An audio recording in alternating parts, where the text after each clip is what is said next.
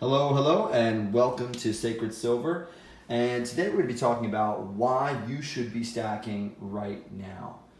Now, it's no surprise to anybody, we are still in a really inflationary environment today.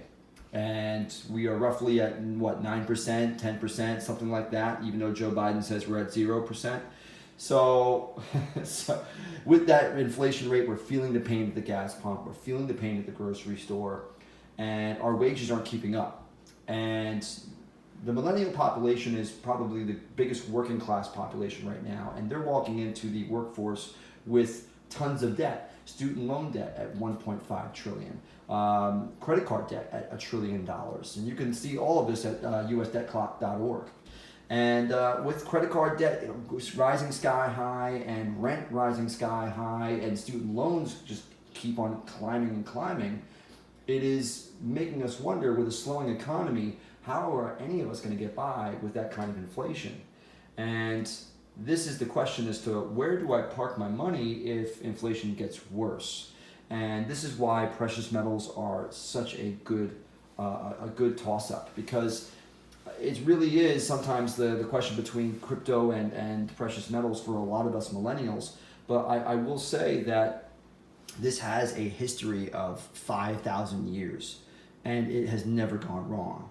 And crypto, as we've seen quite recently actually with, let's say, the Luna coin, I believe, that coin went to zero. This coin cannot go to zero. It will always have intrinsic value to it. So it's why it's important, or at least one reason why it's important, that silver is such a huge buy. And it's cheap right now, so it's worth buying right now at what, $18?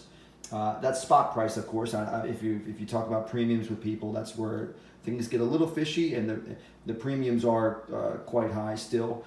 But in my opinion, even with the premiums, it's still a very nice buy. Now, why is precious metals a good idea right now in 2022? Well, with all that debt that I mentioned, we also have the Federal Reserve at a very hawkish 2.5% interest rate. That interest rate isn't really doing much to a 9% inflation. It really is not, in my opinion.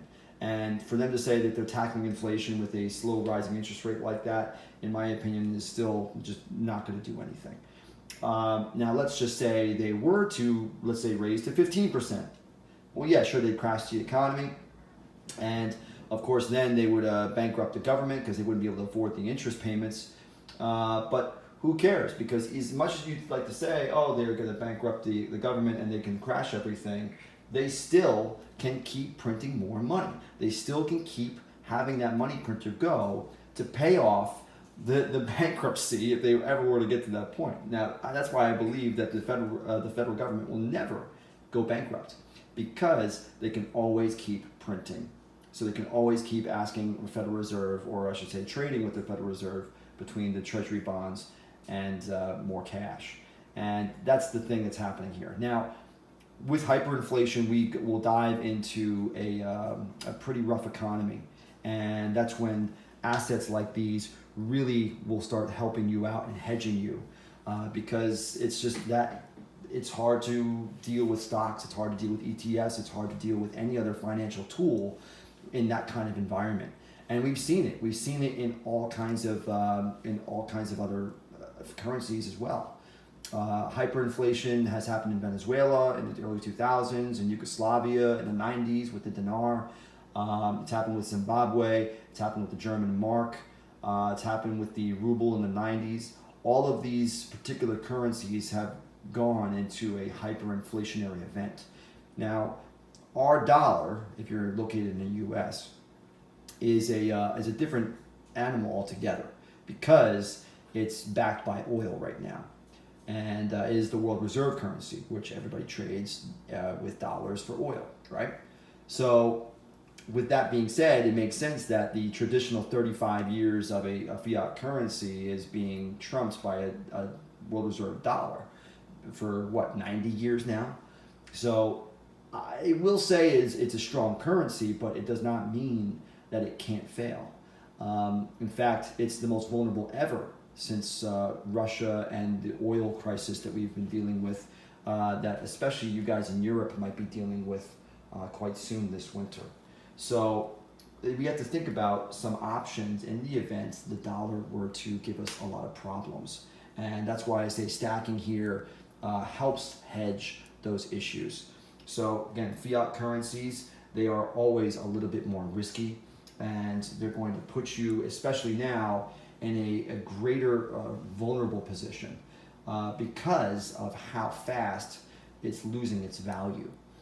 And that's, again, I think that's the only option here. That's the only way out of this is going to be hyperinflation. Now, last thing I'll mention here is that problem, reaction, solution. These guys, I believe, know this, and I believe that they have a solution for us. And that's probably going to be CBDCs, central bank digital currencies. If you don't know what that is, please look it up. They're prototyping it, and I believe they're looking at getting the FedNow payment system in 2023 all set up. So it sounds like a UBI CBDC could be on its way. I'm not going to say that it's definitely in the works, because who knows with obviously this crazy environment and the crazy news that we get every day. But it is certainly on the table if they've been prototyping it. In my opinion, if they've been prototyping it, they probably have everything ready to go. So what do you guys think? You can tell me in the comments, because this is something that I think everybody's discussing. It's such a hot topic right now, and everybody is really just worried about how they're going to just afford their bills and deal with a currency that's fluctuating and quite possibly decreasing at a hyperinflationary value. So let me know what's going on, guys. If you liked the video, like, comment, subscribe, and I will see you on the next one.